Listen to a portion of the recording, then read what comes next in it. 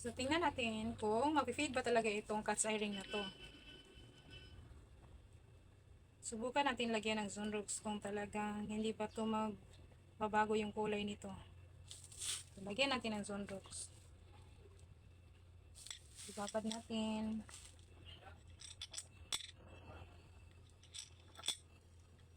Babad natin ng 10 minutes.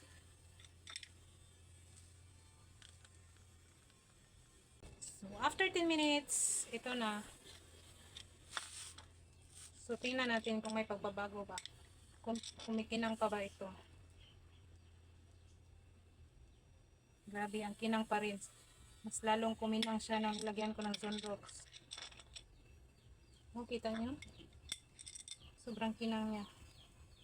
Parang bago lang. Bigat to.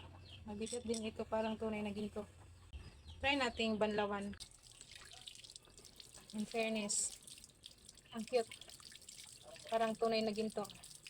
Oh, hindi talaga siya nagpipade. Mas lalong kuminang yung gold niya. Mas lalong kuminang siya nung nalagyan ko ng Zonrox. So, legit talaga na hindi nagpipade itong cat's eye ring na to. Nakita niyo? Kumikinang talaga. Perfect ito pang daily use. Mahilig ka sa fashion lang. Hindi din tayo matatakot dahil mura lang talaga ito. Kung gusto mo din ito, nasa Yellow Basket lang.